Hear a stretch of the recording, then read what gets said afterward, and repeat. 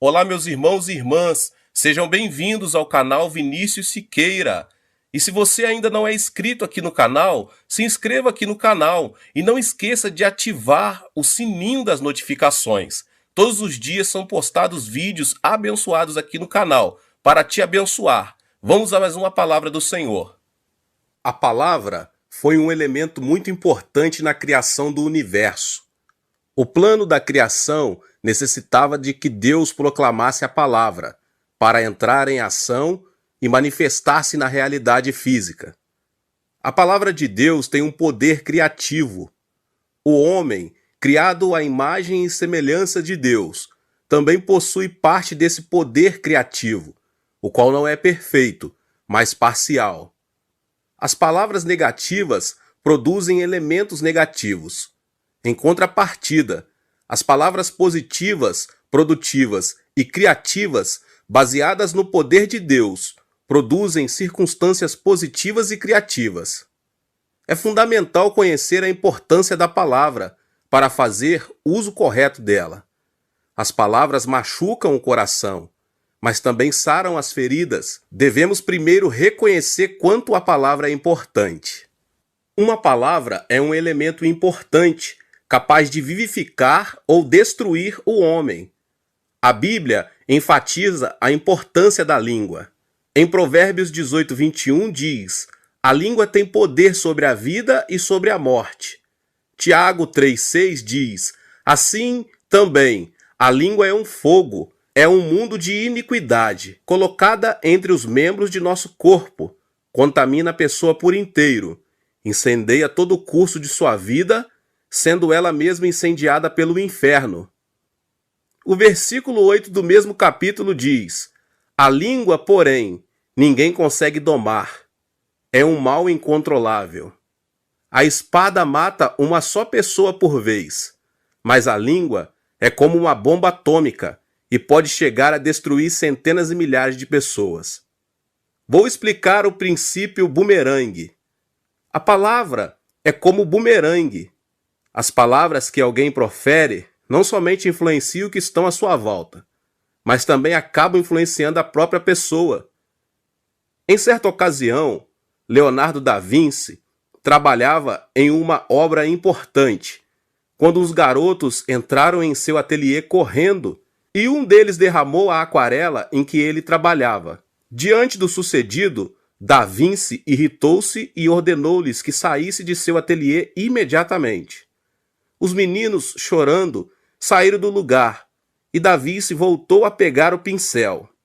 Mas, estranhamente, apesar de seu esforço, não podia continuar sua obra. Logo após, se deu conta de qual era o problema e foi em busca dos garotos que haviam saído de seu ateliê chorando. Ele lhes pediu perdão, os meninos voltaram a sorrir e Da Vinci voltou a trabalhar em sua obra. Do mesmo modo, meus irmãos e irmãs, a palavra afeta tanto os outros como a própria pessoa.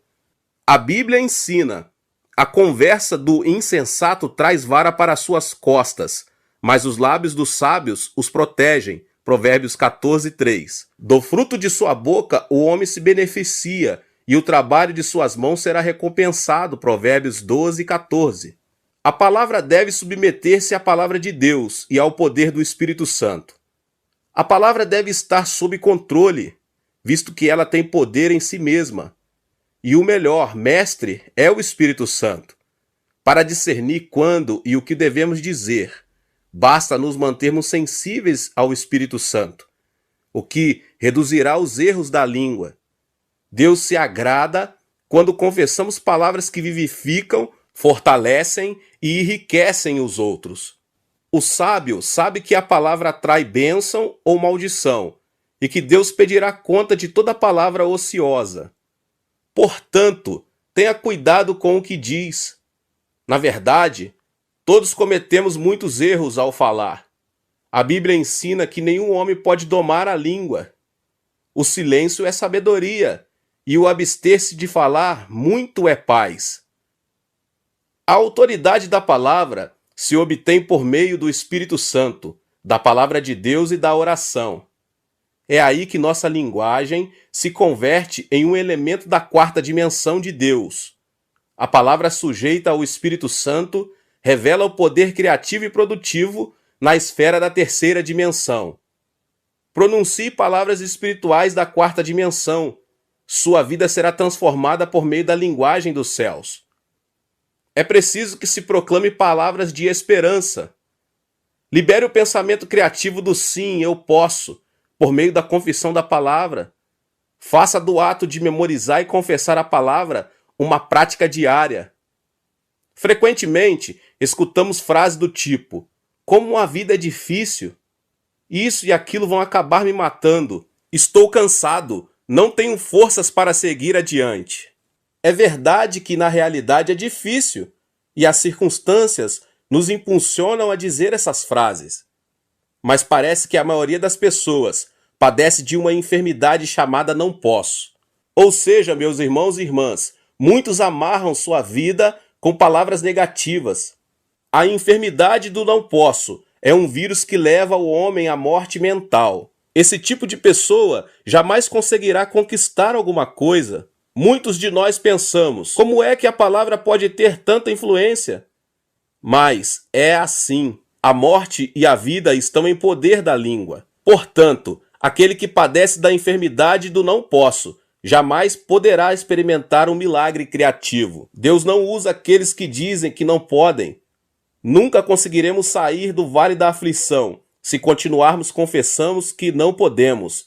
Isso é murmuração contra Deus. Não devemos dizer não posso. Como podemos dizer que não podemos se o Pai que criou os céus e a terra, Jesus que levou o pecado e a enfermidade e a maldição na cruz, e o Espírito Santo Consolador está conosco? Por que você continua confessando que não pode superar o abismo da aflição e da adversidades? Se podes, disse Jesus, tudo é possível àquele que crê. Devemos confessar que sim, é possível, todos os dias. Muitos me perguntam, Pastor Cho, qual é o segredo da dinâmica de seu ministério? Como consegue mover o mundo? Simplesmente explico acerca da confissão criativa da palavra. É preciso confessar apesar de tudo. Quando fundei minha igreja junto com a pastora Choi, a Coreia era um dos países mais pobres do mundo. O café da manhã, o almoço e o jantar eram raros, porque não havia o que comer. O melhor que alguém podia comer era batata. Em número, a congregação crescia aceleradamente, mas as finanças da igreja não mostravam sintomas de melhoria. Apenas tínhamos dinheiro para alugar uma casa de 2 ambientes, dos quais um era meu quarto e o outro era para toda a família da pastora Choi. A preocupação era quase a mesma, a comida. Não recebíamos ajuda de ninguém. Um dia a pastora Choi preparou 5 batatas, uma para cada integrante da família, pois não tinha dinheiro suficiente para comprar arroz, e tomávamos água da torneira. Eram dias em que todos guardávamos silêncio e à noite íamos para a cama muito cedo. A pastora Choi costumava não dormir, orava com lágrimas durante toda a noite e se dirigia à igreja pela madrugada para orar em línguas.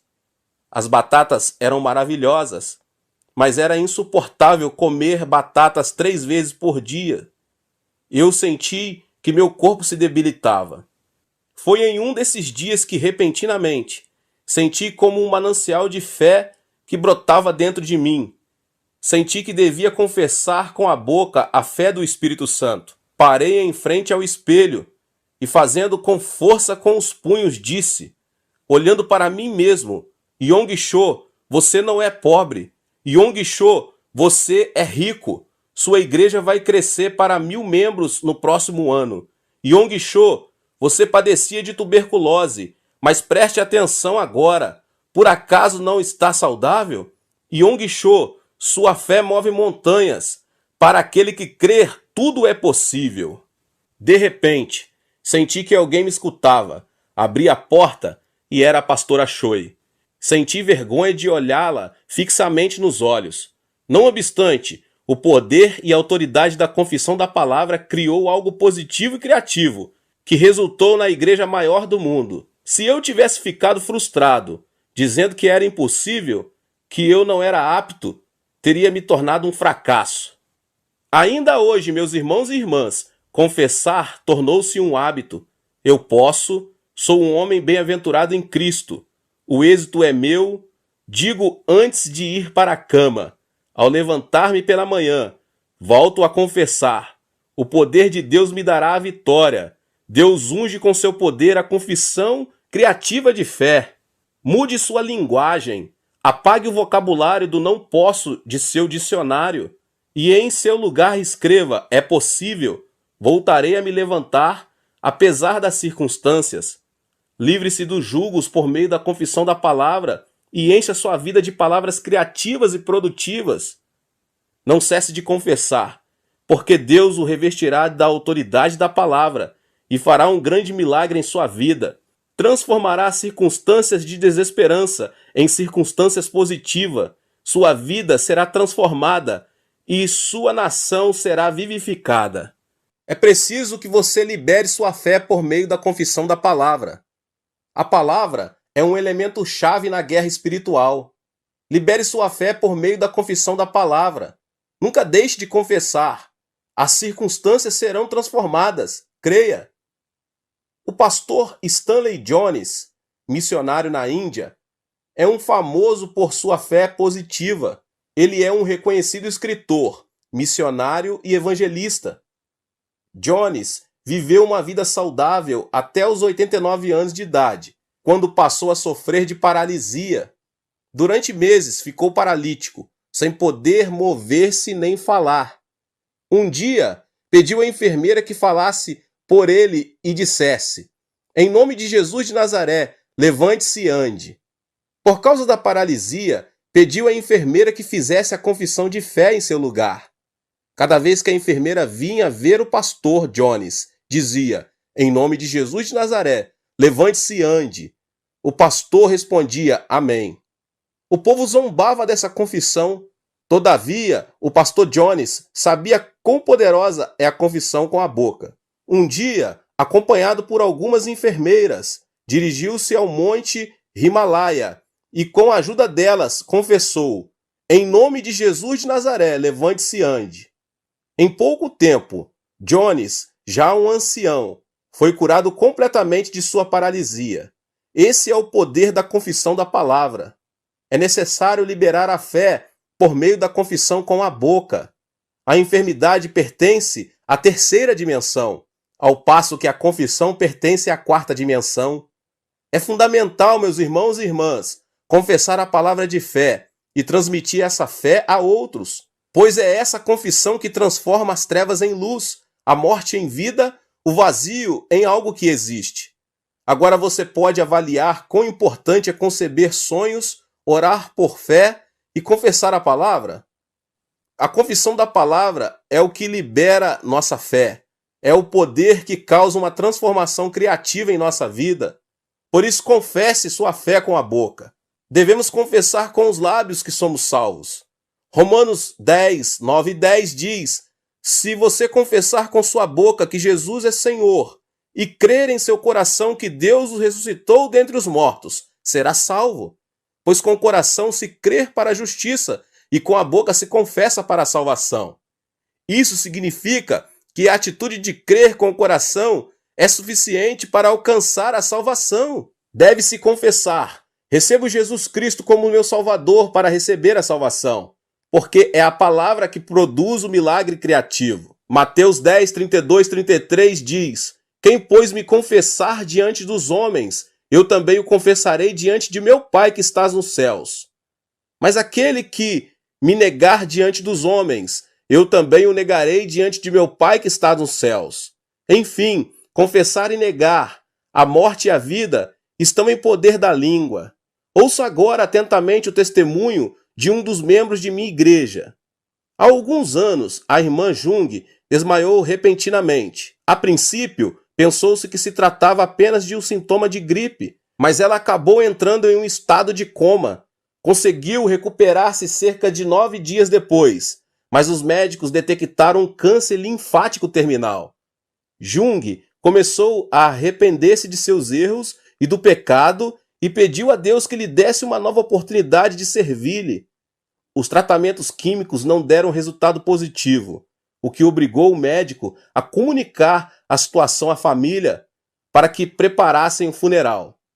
Mas a nossa querida irmã Jung não se deu por vencida, escutava as mensagens em áudio e orava em atitude de arrependimento. Foi em uma dessas pregações que ela ouviu o pastor dizer: onde está, ó morte, a sua vitória? Onde está, ó morte, o seu aguilhão? 1 Coríntios 15, 55.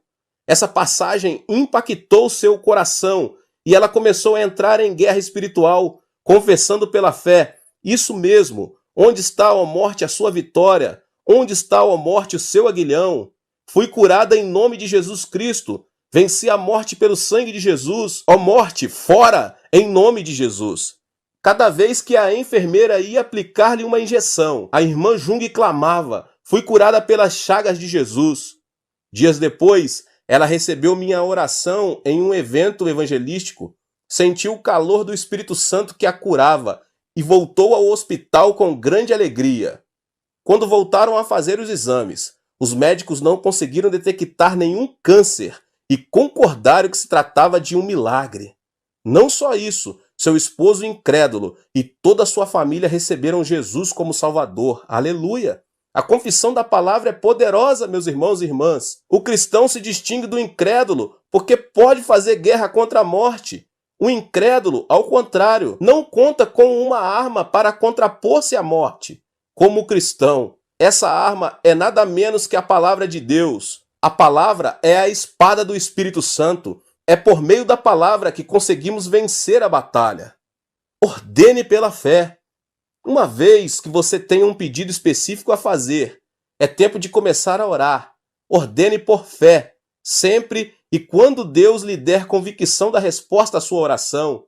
Deus Pai, obrigado por me haveres curado. Completa a tua obra. Obrigado por tua cura. Minha família foi salva. Agora é o momento de confessar o que não é como se fosse e ordenar ao monte: monte, saia do lugar e atire-se ao mar. Enfermidade, fora. Incredulidade, fora. Maldição, vá embora. Pobreza, nunca mais. Deus começa a trabalhar quando nós ordenamos pela fé. Disse Deus: haja luz, e houve luz. Haja o firmamento, e assim foi. Ajuntem-se num só lugar as águas que estão debaixo do céu, e apareça a parte seca, e assim foi. Cubra-se a terra de vegetação, plantas deem sementes, e árvores cujas frutas produzem sementes de acordo com as suas espécies, e assim foi. O Senhor Jesus Cristo também cumpriu sua obra, dando ordens com sua palavra. Seus pecados são perdoados. Tome o seu leito e vá para sua casa. Espírito imundo, saia. Lázaro, venha para fora. Foi por meio da voz de comando que ocorreu o milagre criativo. O pedido não produz um milagre criativo. Portanto, uma vez que tenha concebido convicção de que sua oração foi respondida, você deve confessar o que não é como se fosse e ordenar. Enfermidade, fora. Minha família começará a congregar na igreja já. Haverá trabalho. A bênção vem. A glória chega. Lembre-se de que pode haver uma diferença de tempo entre a fé e a manifestação do milagre. Se simplesmente conseguimos crer, confessar e ordenar, superando a lacuna do tempo e espaço, o que confessarmos será feito. Não se percebe à primeira vista. Todavia, vivemos lutando diariamente contra as forças demoníacas. Em 1 Pedro 5, 8, 9 diz: estejam alertas e vigiem. O diabo, o inimigo de vocês, anda ao redor como leão, rugindo e procurando a quem possa devorar. Resistam-lhe, permanecendo firmes na fé, sabendo que os irmãos que vocês têm em todo o mundo estão passando pelos mesmos sofrimentos. Tal como a Bíblia afirma, o diabo se encontra permanentemente buscando alguém a quem devorar. De nenhuma maneira devemos nos deixar devorar pelo diabo, porque Cristo, que pagou o preço dos nossos pecados com seu sangue, está conosco. Aleluia! Não devemos retroceder, mas sim avançar proclamando a palavra de Deus com os nossos lábios. É preciso confessar palavras criativas de êxito. A palavra pode vivificar ou destruir a vida do homem. Portanto, confesse palavras que comovam o coração de quem as ouve e que produzam grande êxito e alegria. Devemos procurar confessar palavras criativas que comovam o coração de quem as ouvem e que produzem grande alegria e êxito, porque segundo o que temos dito será feito. O Dr. Ziglar, famoso pela disciplina do pensamento positivo, cruzava o passeio subterrâneo em uma das avenidas da cidade de Nova York, quando viu um mendigo que sentado em um degrau vendia lápis. Como a maioria das pessoas, Dr. Ziglar lançou uma nota de $1 e seguiu indiferente. No mesmo instante, porém, voltou onde estava o mendigo e lhe disse: "Quero que me dê o lápis em troca do dólar." O mendigo não teve outra opção a não ser dar-lhe o lápis. Dr. Ziglar recebeu o lápis e lhe disse: "Você também é um empresário como eu, não é um mendigo." Tais palavras transformaram a vida desse homem. Dr. Ziglar lhe havia dito que ele não era um mendigo, mas um empresário que vendia lápis. As palavras dele ficaram marcadas no coração do mendigo, e este se converteu em um grande empresário. "Não sou um mendigo", disse ele, "mas um empresário que vende lápis." A mudança do sonho, da autoimagem e da fé fez o homem se converter em um grande empresário. Após um tempo, ele foi ver o Dr. Ziglar e lhe disse: "Sua palavra mudou minha vida." A maioria das pessoas se restringia a me dar uma nota de $1 e não lhe importava se eu lhe desse o lápis ou não. Cheguei a pensar que essa era a minha vida e que eu era um mendigo, mas você me disse que eu era um empresário. A palavra impactou meu coração e transformou minha vida. A confissão da palavra é poderosa para transformar a vida de uma pessoa. A confissão da palavra também influencia os átomos da água. Emoto Matsuri é um especialista de ondas e em seu livro As Mensagens Secretas da Água esclarece que a água responde ao amor. Por exemplo, se dizemos insultos, o cristal da água se deforma. A palavra diabo, quando é escrita, influencia o cristal da água, formando-se um buraco opaco, escuro no núcleo.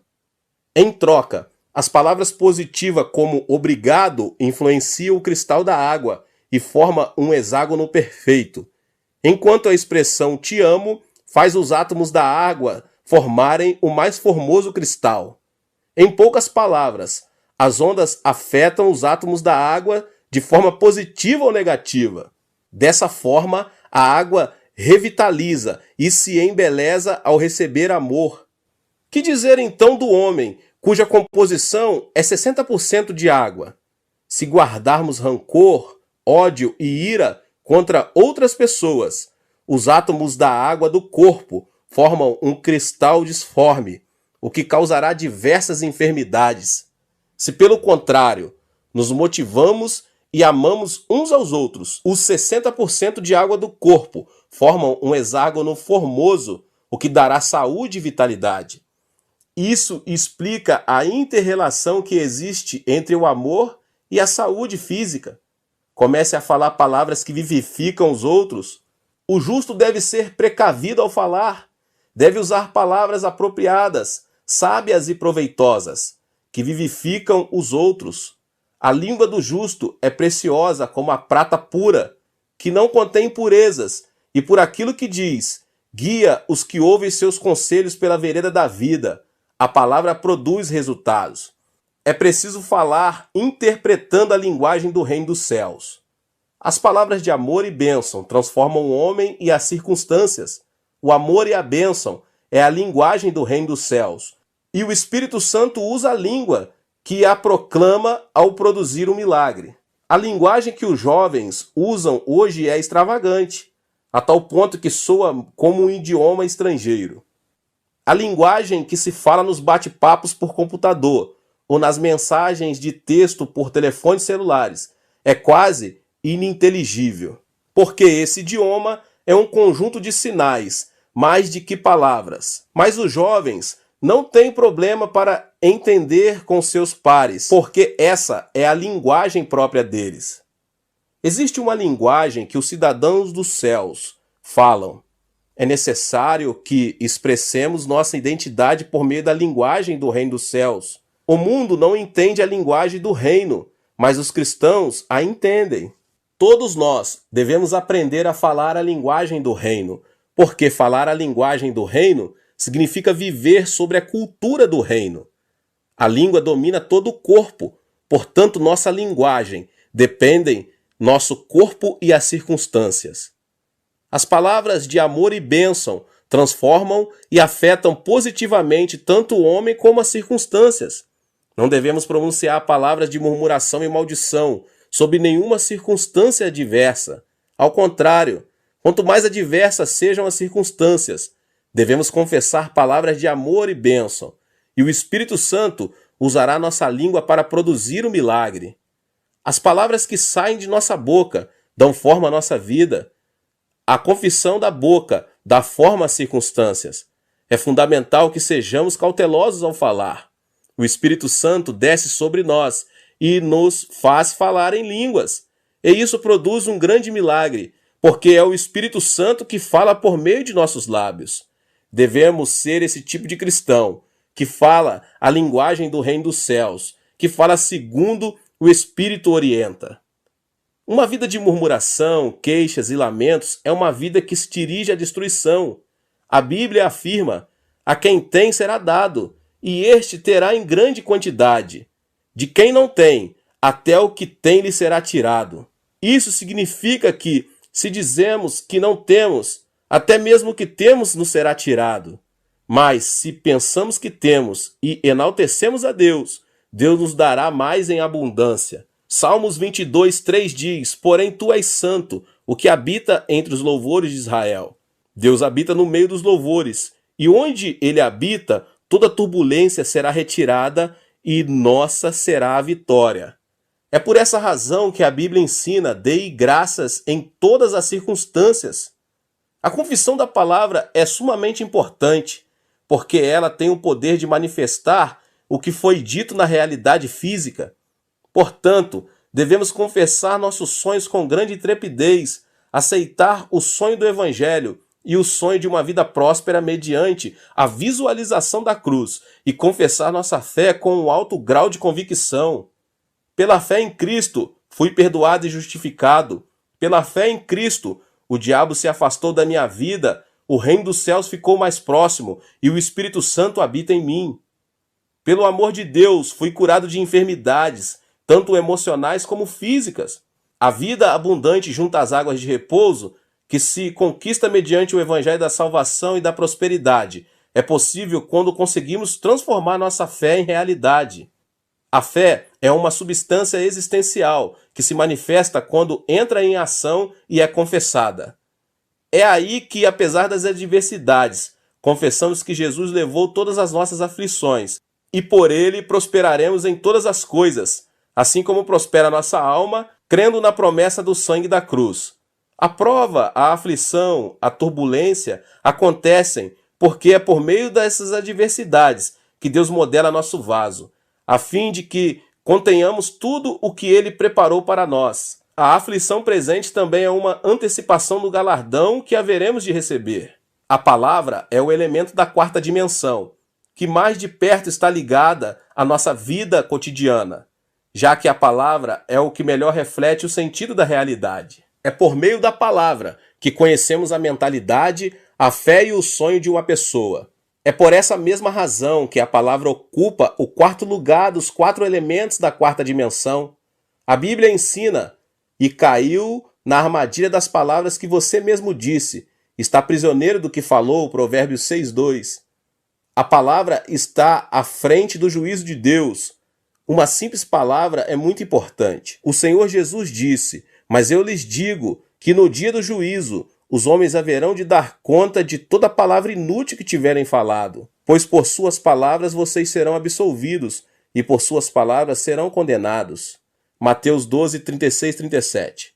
Deus julga o homem segundo o que os seus lábios dizem, ou seja, a palavra é a chave que distingue o justo do ímpio. Deus escuta todas as nossas falas, conhece nossos monólogos e discerne nossos pensamentos mais íntimos. Nossos lábios devem ser lábios de bênção, E para isso, devem ter como fundamento a autoridade da palavra de Deus.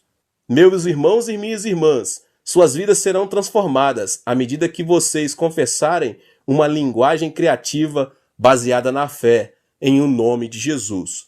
Que Deus abençoe a vida de cada um que ouviu essa palavra aqui. Você que chegou aqui talvez pela primeira vez, se inscreva no canal e ative o sininho das notificações para você não perder nenhum vídeo. Tá bom? Todos os dias são postados vídeos abençoados aqui. Não esqueça também de deixar o seu like e de compartilhar este vídeo com as pessoas que você mais ama. Deus te abençoe e nos vemos nos próximos vídeos. Pastor David Poyong Cho. A mentalidade da carne é morte, mas a mentalidade do espírito é vida e paz. Romanos 8:6. A mentalidade pode ser dividida em duas partes: o pensamento da carne e o pensamento do espírito. A Bíblia ressalta quanto é importante viver segundo o pensamento do espírito e não no pensamento da carne. Em Romanos, no capítulo 8, diz: quem vive segundo a carne tem a mente voltada para o que a carne deseja. Mas quem vive de acordo com o espírito tem a mente voltada para o que o espírito deseja. A mentalidade da carne é morte, mas a mentalidade do espírito é vida e paz. A mentalidade da carne é inimiga de Deus, porque não se submete à lei de Deus, nem pode fazê-lo. O ensino bíblico de que a morte e a vida estão em poder do pensamento é muito forte. A mentalidade influencia nossa atitude. Aquele que pensa que é possível alcançar o sucesso terá maiores possibilidades de alcançá-lo, em comparação com aquele que não pensa assim. Se pensarmos que algo não é possível, a mobilidade de nossa atitude também será reduzida. Mas se pensarmos que algo é possível, nossa atitude será revestida de uma energia ativa e de caráter acelerado. A psicologia humana não se desenvolve de forma gradual, mas de maneira drástica quando ultrapassamos nossas próprias limitações. Houve um tempo em que se acreditava que era impossível percorrer uma milha em 4 minutos. Os atletas mais destacados da época não eram capazes de reduzir o tempo de 4 minutos para percorrer uma milha, que equivale a 1,6 quilômetros. Entretanto, esse recorde foi quebrado pelo atleta inglês Roger Bannister. Conta-se que Roger experimentou diversas formas e estratégias para quebrar o recorde mundial e nunca deixou de pensar que era possível conseguir algo melhor, procurando modificar sua maneira de correr durante vários meses. Em 1954, Roger foi o primeiro atleta que rompeu a barreira dos 4 minutos. A partir daí, as corridas de média distância deram início a um novo período de desenvolvimento. Entretanto, os demais atletas não tentaram mudar este estilo de correr. O que Bannister fez foi mudar a mentalidade de não é possível para sim, é possível. Essa mentalidade é que produz uma mentalidade de atitude. Acreditar que é possível conseguir algo abre uma nova possibilidade para uma atitude diferente. A mentalidade influencia o nosso corpo. Ao imaginar uma cena que vimos num filme ou lemos um livro, jornal ou revista, ocorre uma reação física em nosso corpo.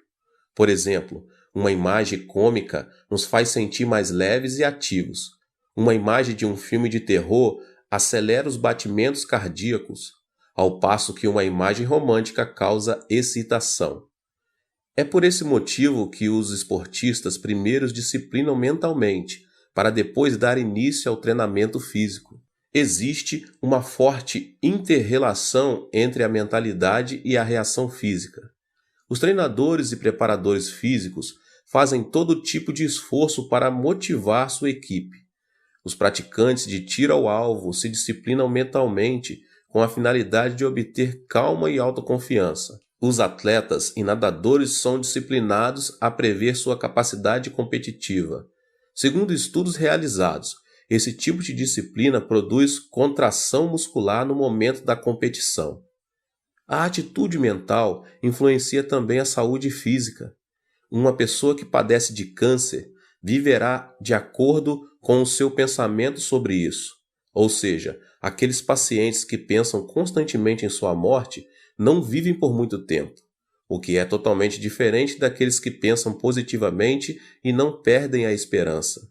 A mentalidade produz resultados positivos quanto negativos. Ela é algo invisível aos nossos olhos. Entretanto, é um elemento importante da quarta dimensão que determina a terceira dimensão. Mude sua mentalidade e verá como sua vida será transformada como resultado dessa mudança. Há 4 passos para a mudança da mentalidade. O passo número 1: pense como Deus pensa. O otimismo incondicional é uma mentalidade humana. Incorpore a maneira de Deus pensar a sua por meio da meditação na palavra. Examine, esquadrinhe, arrependa-se e mude sua mentalidade por meio da oração. A mentalidade influencia a emoção, a atitude e também nosso corpo físico. O pensamento positivo é um elemento que pertence à quarta dimensão humana, mas também não é uma chave mestra que soluciona todos os nossos problemas. Uma mentalidade forte se baseia na palavra, no espírito e em nossas orações. A palavra e a oração inspirada pelo Espírito Santo são elementos poderosos que transformam as circunstâncias da terceira dimensão, pois o Espírito as vê a partir de uma perspectiva negativa, positiva e neutra, com a finalidade de chegar a uma nova alternativa e conclusão. Devemos procurar ter uma mentalidade subordinada a Deus e não uma mentalidade humana. Aplique a palavra de Deus à sua mentalidade. A palavra tem um poder gigantesco. Todas as coisas, além de todos os milagres e prodígios, foram produzidos pela palavra de Deus. Jesus fez uso da palavra para vencer a tentação do diabo no deserto.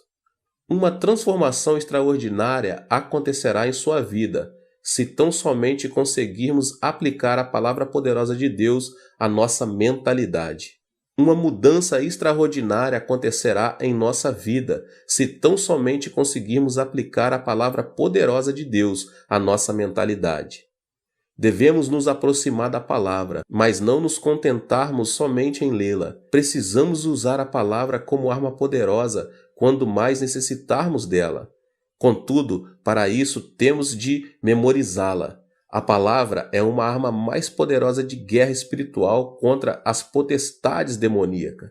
É importante estabelecer um plano, memorizar uma vez e depois novamente. Não se esqueça de seguir esse processo de aprendizagem, pois dessa maneira terá em suas mãos a espada do Espírito Santo. O passo seguinte é a meditação. Como é feliz aquele que não segue o conselho dos ímpios, não imita a conduta dos pecadores, nem se assenta na roda dos zombadores. Ao contrário, sua satisfação está na lei do Senhor, e nessa lei medita dia e noite. Salmos 1, 1 e 2. A meditação nos ajuda a entender e aplicar a palavra em nossa vida diária. Esforce-se em meditar na palavra de Deus em todo tempo e lugar. Medite na palavra de Deus no momento em que estiver ouvindo, lendo, estudando e memorizando, e você verá que tanto sua mentalidade como sua fé aumentarão a cada dia. Foi comovente ler o livro que um dos professores da escola bíblica de minha igreja escreveu. Jeon Moon-sik, ele era um presidente da Erac Electronics. Começou a trabalhar fundamentando os 2 princípios: assistir aos cultos todos os domingos e servir como professor da escola bíblica. Em consequência disso, abandonou seu trabalho, que requeria jornada integral, incluindo domingo, e abriu sua própria empresa. O diácono Jeong é um homem que perdeu o pai aos 10 anos de idade, concluiu o ensino médio numa escola noturna e, com o dinheiro do fundo de garantia de 3 anos de trabalho, começou seu próprio negócio em uma garagem, um sótão com somente $500. Todavia, a pressão era tanta que frequentemente sentia vontade de tirar a própria vida. Mesmo em momentos de muita depressão, ouvia uma voz que dizia: Que ninguém engane você com mentira e vaidade. Não se atenha às circunstâncias, mas apegue-se a Deus em fé absoluta. Tal palavra fez esse homem superar as circunstâncias, a depressão, a ansiedade e a aflição. O segredo da vitória se encontra no alimento espiritual. Ele conseguiu novas forças ao ouvir a palavra de Deus e meditar nela. Não deixou de assistir aos cultos na igreja nos domingos e fez o máximo de esforço possível para servir na escola bíblica, dizimar e ofertar para as missões. Não só isso, ele também ofereceu bolsas de estudos a vários alunos da escola bíblica para continuarem os estudos. Como fruto de sua vida diligente em Deus, hoje esse homem se tornou o presidente da melhor empresa na categoria de pequenas e médias empresas em nível nacional, o que anualmente dá um lucro de 100 milhões de dólares. Qual foi a chave dessa transformação? Não foi a mentalidade do diácono Geon, mas uma mentalidade e uma vida conformadas com a palavra de Deus. Esta declaração revela uma grande verdade. A fonte da bênção está em manter uma mentalidade e uma vida em obediência à palavra de Deus. A fonte da bênção está em manter uma mentalidade e uma vida em obediência à palavra de Deus. A mentalidade que se assemelha à palavra de Deus. A mentalidade do homem é como uma bola de rugby, ou seja, não se sabe a direção que irá tomar. Esse detalhe se deve ao fato de o pensamento ser o centro em que o intelecto, a emoção e a vontade se misturam. A função da Bíblia, a palavra de Deus, é disciplinar e guiar o pensamento do homem à verdade. O fruto vem quando alguém vive cheio da palavra de Deus e em obediência a ela. Isso resulta na força que transforma a terceira dimensão circunstancial. Podemos mudar nossa mentalidade com a Bíblia, a palavra de Deus. A Bíblia é a palavra poderosa do Deus que vive. Em Hebreus capítulo 4, no verso 12 diz: "Pois a palavra de Deus é viva e eficaz, e mais afiada que qualquer espada de 2 gumes. Ela penetra até o ponto de dividir alma e espírito, juntas e medulas, e julga os pensamentos e intenções do coração." Somos capazes de vencer todos os obstáculos por meio de Deus, que nos fortalece, e de ter uma fé positiva, de acordo com Filipenses 4,13. Tudo posso naquele que me fortalece. É por meio da palavra que nosso pensamento de abandonar tudo é transformado. Deus pagou o preço de nossos pecados com o sangue do seu Filho amado Jesus Cristo, por amor a nós. Devemos nos lembrar que tudo é possível em Cristo, que venceu o mundo da terceira dimensão circunstancial. Podemos ter paz quando cremos que Deus estará conosco, ainda que andemos pelo vale da sombra da morte, e enquanto estivermos sobre a sombra de suas asas. Ainda que nossos olhos não vejam, ainda que nossos ouvidos nada ouçam, que nossas mãos não toquem, se tão somente cremos que Deus está conosco em meio à escuridão, nossa mentalidade será transformada e alcançaremos novas forças para vencer toda depressão e desesperança. O fruto vem quando a pessoa muda de mentalidade e alinha seu pensamento à quarta dimensão da Bíblia, isto é, a palavra de Deus, e o milagre extraordinário de Deus se manifesta. Alimente seu coração e mente com a palavra de Deus, porque você passará a usufruir de uma vida vitoriosa à medida que o reino de Deus tome o controle de sua vida e circunstâncias. A mentalidade que se assemelha ao Espírito Santo. Quando recebemos Jesus Cristo como nosso Senhor e Salvador, o Espírito Santo vem habitar em nós. Recebemos então o batismo do Espírito Santo e a plenitude do Espírito que nos enche de alegria. Os discípulos viveram algo que jamais haviam experimentado em sua vida, quando o Espírito Santo desceu no dia de Pentecostes, no local onde costumavam se reunir. Por meio dessa experiência, renovaram a fé e o amor para servir fielmente a Jesus Cristo. Nosso coração precisa estar cheio de alegria para trabalharmos com ânimo e superarmos qualquer tipo de adversidade. Não se pode conseguir nada sem alegria e ânimo. O Espírito Santo, porém, enche-nos de júbilo, o qual produz coragem e alegria. A alegria e a coragem derramadas pelo Espírito nos motivam a pregar o Evangelho, apesar das circunstâncias adversas. Pedro, por 3 vezes, havia negado o Mestre. Converteu-se em um líder logo depois de ter recebido o Espírito Santo e ganhou 3.000 almas num só dia. No dia seguinte, ajudou um aleijado de nascença que estava mendigando na porta do templo a andar e levou 5.000 pessoas a arrepender-se de seus pecados. A coragem do Espírito Santo faz que tenhamos temor ao proclamar o Evangelho, para a vida ou morte, para êxito ou fracasso, para crescimento ou declínio, não por nossa força, mas por obra do Espírito Santo. Os discípulos de Jesus eram pescadores e publicanos que o povo depreciava. Mas logo depois de serem cheios do Espírito Santo, uma alegria renovadora começou a fluir do coração deles. A mentalidade de fracasso passou a ser uma mentalidade de ousadia, coragem e fidelidade, e isso os impeliu a pregar o Evangelho em Jerusalém, Judéia, Samaria, Roma e até os confins da terra.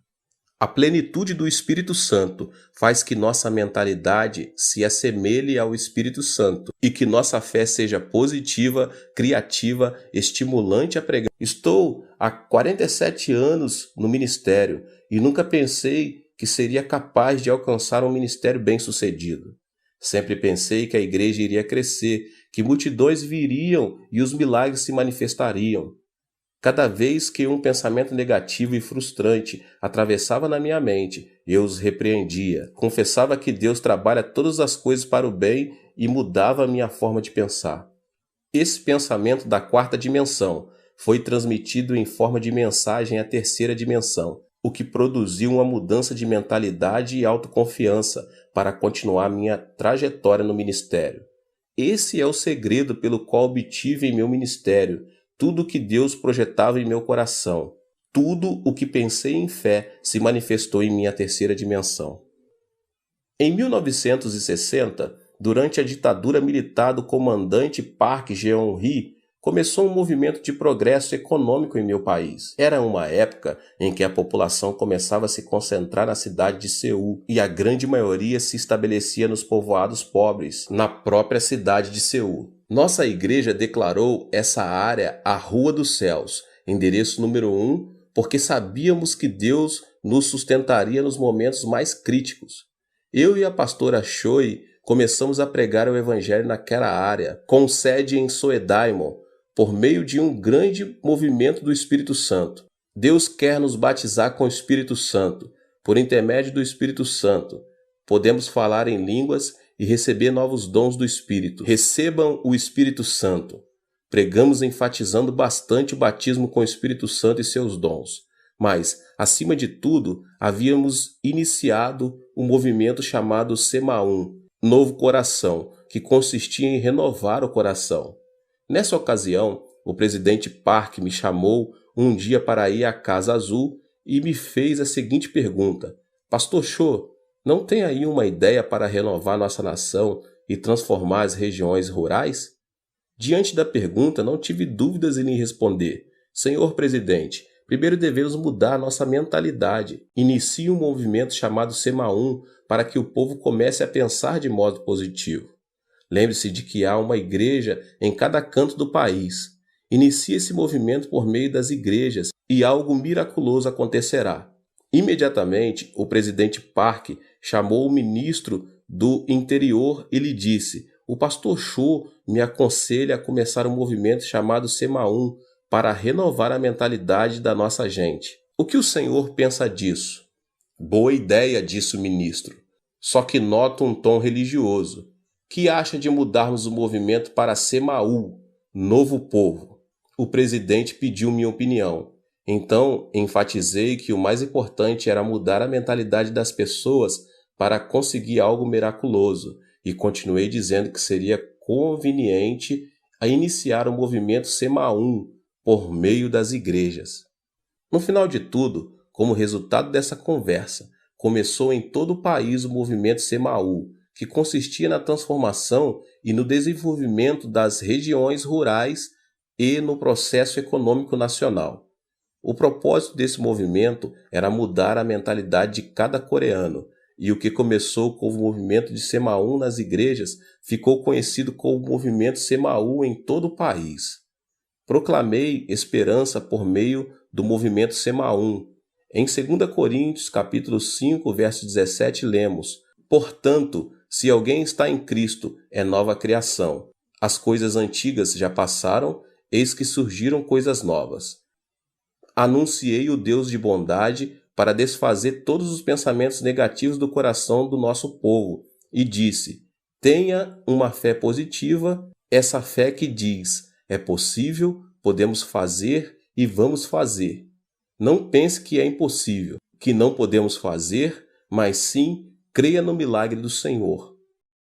Era uma época muito difícil e viver com lógica se apresentava como algo impossível. Foi nesses momentos críticos que me levantei para pregar: creia no milagre. O Deus que dividiu o Mar Vermelho e destruiu os muros de Jericó está conosco neste momento. A pobreza desaparecerá e a bênção virá. Esperem o milagre pela fé. Eu os exortava dizendo que deviam confessar a palavra de Deus, conceber sonhos e ter fé no Senhor. Estes eram os versículos com os que mais eu exortava as pessoas a confessarem com a boca. Filipenses 4,13, tudo posso naquele que me fortalece. Romanos 8,28, sabemos que Deus age em todas as coisas para o bem daqueles que o amam, dos que foram chamados de acordo com o seu propósito. Marcos 9,23, se podes, disse Jesus, tudo é possível ao que crer. No início, as pessoas tomavam a confissão da palavra de Deus como algo excêntrico. Entretanto, uma vez que entendiam, eram fortalecidas em seu espírito pelo alimento espiritual e a fé fluía de seu interior. Começavam a proclamar a palavra de Deus com mais vigor. Também é preciso pensar grande para crescer muito.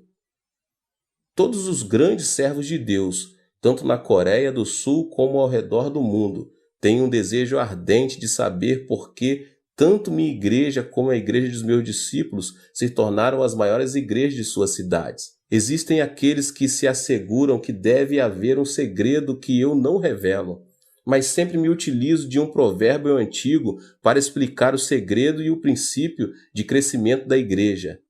Ele diz o seguinte: dos grandes bambus saem os grandes bambus. A estrutura do pensamento de meus discípulos é grande, isso porque cresceram observando a magnitude de meu ministério. Chegaram a pensar grande porque pensaram grande, projetaram e aprenderam minha filosofia pastoral. O pensamento se caracteriza por desenvolver-se, ou seja, não é estático. Meus discípulos aprenderam a pensar grande observando uma igreja e um ministério grande. O desenvolvimento do pensamento se correlaciona diretamente à quantidade e à qualidade do pensamento. Isso se deve ao fato de o pensamento do homem possuir um poder criativo. Com isso, não quero dizer que o ministério deve ser julgado segundo seu tamanho. As igrejas pequenas das zonas rurais também estão debaixo da vontade e soberania de Deus. Mas quero, sim, afirmar que a magnitude do pensamento determina nossa realidade física. Em outras palavras, existe uma maior possibilidade de quem pensa pequeno obter frutos pequenos e de que quem pensa grande obter frutos grandes. O que é fundamental aqui é a pessoa ser positiva e ativa em procurar desenvolver seu pensamento da quarta dimensão dentro da esfera dos seus sonhos.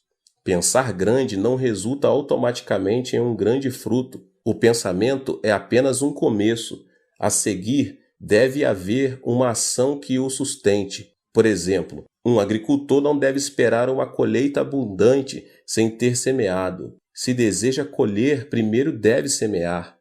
Ao refletir sobre meus 47 anos de ministério, devo admitir que não somente pensei grande, mas também me esforcei ao máximo em oração, consagração e estudo, com a finalidade de alcançar o desejo do meu pensamento. O trabalho árduo e a consagração são fundamentais para que o pensamento se torne realidade. Mude seu pensamento com um programa positivo. A Bíblia afirma que o que se vê foi feito do que é invisível, ou seja, a terceira dimensão visível não é produto da terceira dimensão visível, mas está debaixo da influência da quarta dimensão invisível. A pessoa que pensar negativamente na quarta dimensão enfrentará situações negativas. Em contrapartida, a pessoa que pensar positivamente irá deparar com boas obras, segundo o seu pensamento. Nosso corpo é uma habitação onde está o computador da quarta dimensão. Um dos elementos que programam esse computador é o pensamento. A mentalidade produz ondas do mundo da quarta dimensão que influenciam a terceira e acabam imprimindo resultado em nossa vida. O que obtemos impresso é consequência do programa que instalamos. Por exemplo, um programa que contém a tristeza e doença transmitirá programas de doença e tristeza, tanto em nosso corpo como em nossa vida, elementos que pertencem à terceira dimensão.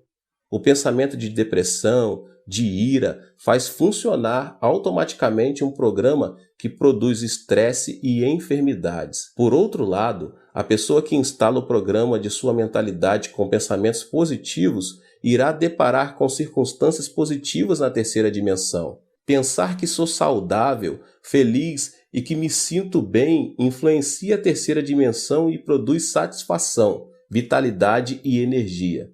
Também é importante ter uma mentalidade afirmativa, a qual consiste no pensamento positivo de confessar que algo é possível.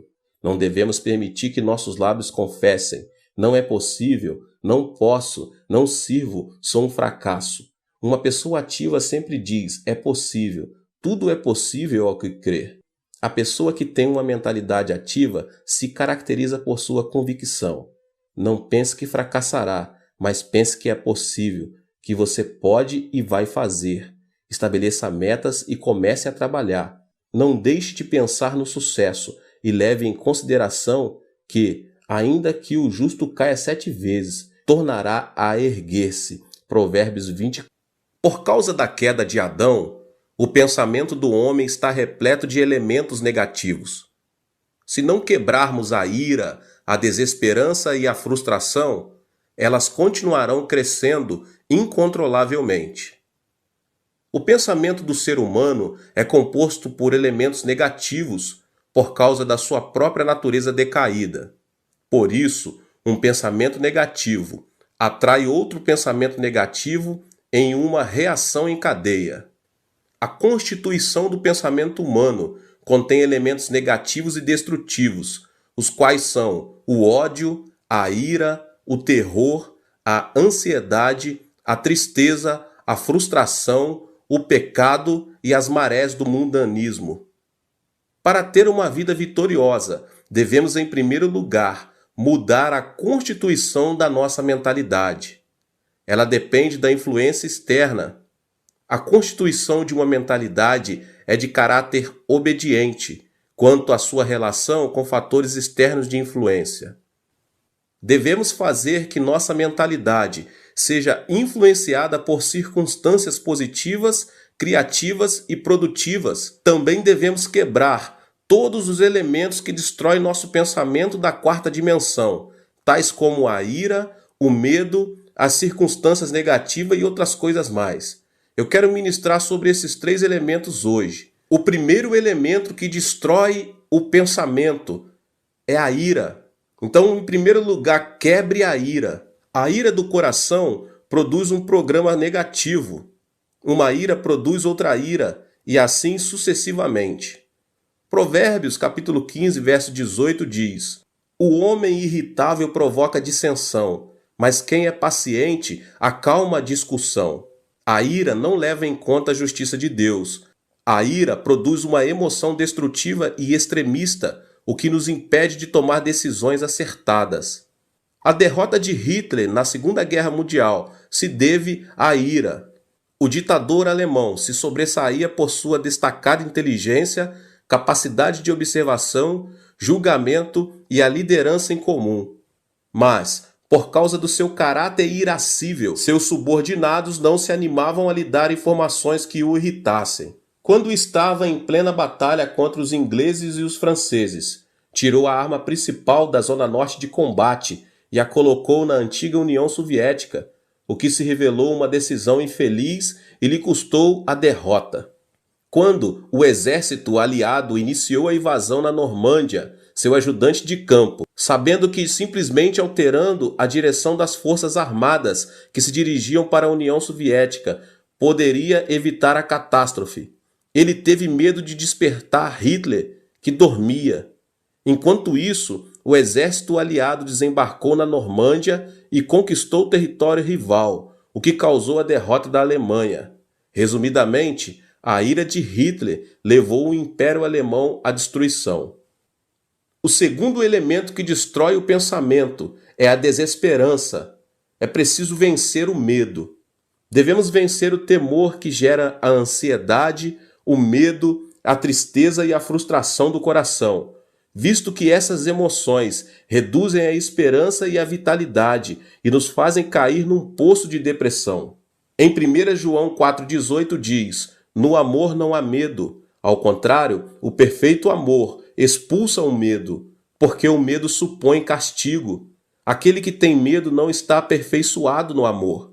O medo supõe castigo." Isso quer dizer que, se tememos o câncer, teremos o câncer como castigo. Se tememos a pobreza, seremos castigados com pobreza. Se tememos a guerra, receberemos guerra como punição.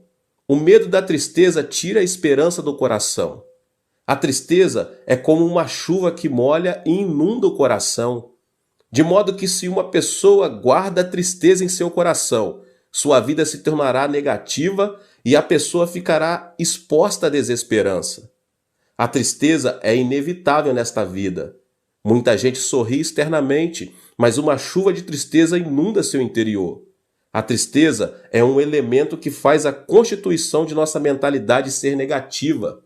O medo da frustração também tira o desejo de viver. O único caminho para superar a ansiedade e a frustração em meio à aflição é ter esperança em Deus, somente em Deus. O terceiro elemento que destrói o pensamento é a frustração. É preciso superar as circunstâncias negativas. Todos nós nascemos em um mundo negativo. Vivemos em um mundo onde a maldição sobeja e alcança nosso ser, uma vez que pecamos contra Deus e fomos destituídos do jardim do Éden. Crescemos em um ambiente em que se proclama que é impossível, que não podemos e que viver significa sofrer.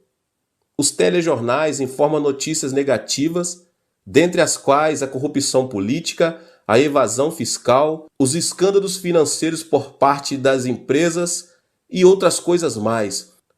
As telenovelas tratam sobre o romance imoral e a devastação da família. Estamos tão contaminados que chegamos a nos sentir entediados se vemos programas que edificam. Dessa forma, nascemos em um ambiente negativo, vivemos em um ambiente negativo e o diabo não para de nos influenciar com pensamentos negativos. O problema é que uma mentalidade negativa não serve como fundamento para uma vida bem-sucedida. A mentalidade é um vaso que Deus usa. Não podemos esperar que Deus trabalhe se pensamos negativamente. Cada vez que prego, como agora, procuro transformar a quarta dimensão de cada membro, principalmente por meio de uma renovação da mente. Necessitamos curar a mentalidade da quarta dimensão das pessoas para que deem frutos positivos. Uma mentalidade que necessita de cura não pode ver a vida de maneira positiva e criativa. O barco da vida está destinado ao naufrágio, a menos que a pessoa se deixe se ater à sua própria impotência e à desesperança das circunstâncias. Não existe uma pessoa no mundo que não seja capaz. O problema está em a pessoa supervalorizar sua limitação, com pensamentos negativos e cair, dessa forma, em um abismo de depressão. Mas aquele que supera as circunstâncias e pensa positiva, ativa, criativa e produtivamente, comerá o fruto de seu pensamento. Existe uma marcante diferença entre a situação visível e a realidade. As muralhas da cidade são enormes, seus habitantes parecem gigantes e parecemos gafanhotos comparados a eles. Além disso, a terra parece ser um deserto. A situação visível, porém, pode ser muito distinta da realidade. Por exemplo, à primeira vista, a terra parece ser plana, mesmo quando observada de um monte alto. Por essa razão, os homens da antiguidade diziam que não era aconselhável distanciar-se demais de seu território, e quando viajavam de barco, que não deviam se afastar muito da costa. Isso porque preconcebiam que na beira do plano havia um abismo. Todavia, a realidade é totalmente distinta. Atualmente, todos sabemos que a Terra é redonda. Sendo assim, a situação visível nem sempre coincide com a realidade. A Terra parece permanecer estática. Isso se deve ao fato de ela não oscilar nem vibrar bruscamente ao ponto de percebermos. No entanto, a Terra está em movimento de rotação sobre seu próprio eixo e dá voltas ao redor do Sol a uma velocidade incrível, apesar de não observarmos nem sentirmos que isso está acontecendo. Podemos experimentar um milagre quando abandonamos preconceitos e sentimentos e vivemos com uma mentalidade que supera as circunstâncias e os sentidos. A mentalidade é um elemento da quarta dimensão, que precede as circunstâncias e os sentidos. Podemos superar as circunstâncias e ser transformados pela cruz de Jesus Cristo todos os dias. A cruz é o poder que ressuscita os mortos, a força que chama as coisas que não são como se já fossem, e o poder que transforma a desesperança em esperança. A mentalidade da quarta dimensão, que supera as circunstâncias e que se obtém por meio da cruz do Calvário, é a força motriz que transforma o pensamento. Eu sempre digo, pense no evangelho quíntuplo e na bênção tripla. Você é uma pessoa próspera. Pense na riqueza. Guarde o evangelho e o regozijo da prosperidade no depósito do seu pensamento. Sempre ensinei meus membros a pensar no evangelho quíntuplo e na bênção tripla. A Bíblia ensina a pensar em tudo que for puro, tudo que for amável, tudo que for de boa fama. Filipenses 4:8. Por isso, nunca deixo de pensar no evangelho quíntuplo e na bênção tripla. Fui perdoado e justificado. Sou uma pessoa santa e cheia do Espírito Santo. Fui curado, fui liberto da maldição, recebi a bênção da vida eterna e nunca deixo de pensar que sou uma pessoa próspera e saudável, assim como prospera a minha alma. A confissão da palavra significa que, se enchemos a quarta dimensão com vitória, êxito, riqueza e prosperidade, será isso mesmo que se manifestará no plano tridimensional. Encha seu pensamento com vitória todos os dias, com êxito e riqueza, porque você já os tem. Durante a guerra, minha nação sofreu uma devastação total. Na época, quando chegava um trem com uma carga de carvão, as pessoas quase instantânea e automaticamente faziam um grande tumulto no intuito de conseguir um pouco desse carvão. Mas isso era dificultado pelos militares. Era um dia desses, como de costume. Um grande tumulto foi gerado ao redor dos vagões de um trem. Quando consegui ver um menino de 10 anos de idade que baixava grandes quantidades de carvão, enquanto seu pai os empilhava no chão. Mas uma porção grande de carvão caíra e estava debaixo do vagão de carga. De repente, ao ouvir os passos dos militares, as pessoas começaram a descer do trem. Foi então que, no intuito de ficar com essa grande porção de carvão, o menino enfiou-se debaixo do vagão, até que se ouviu um ruído do movimento do trem. As pessoas começaram a gritar. No entanto, ninguém se arriscava a se aproximar do trem para salvar a vida do menino. Então, de repente, um homem correu em sua direção. Era seu pai. O homem conseguiu tirar o menino, mas não pôde sair a tempo, e o acidente lhe custou a vida. Morreu instantaneamente. Mesmo agora, quando penso naquele incidente, tenho uma sensação de terror. O pai do menino, sabendo que morreria em questão de segundos, logo depois de tirar o filho, fez sinal com a mão para que ele se afastasse o mais distante possível. O trem arrancou e o pai do menino morreu. Pensei, por que esse homem salvou a vida do menino, sabendo que poderia vir a morrer? Ele não poderia continuar vivendo e ter outros filhos? Porque deu a vida por seu filho. Eu era apenas um aluno da escola secundária e não conseguia entender o que os pais sentem por seus filhos.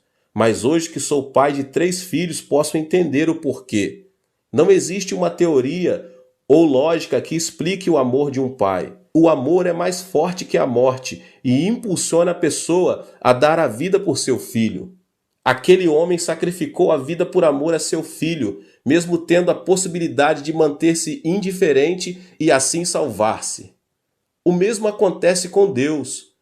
Deus, por amor a nós, quis nos salvar, mesmo pagando um preço muito alto. Por isso enviou seu Filho amado Jesus Cristo. Foi Deus mesmo quem encarnou e morreu na cruz. Podemos ser corajosos ao compreender o amor de Deus, e esse Deus está conosco. É isso que representa a transformação da mente na esfera da 4ª dimensão. Ou seja, existe um fundamento sólido sobre o qual podemos afirmar que nada é impossível para Deus, e experimentaremos vitórias e milagres ao dar passos de fé e dissermos: tudo é possível. Meus irmãos, a ressurreição de Cristo é o fundamento da nossa riqueza. Qual é o argumento de nossa riqueza, baseados no qual podemos confessar que somos prósperos? O fundamento é a morte e a ressurreição de Cristo.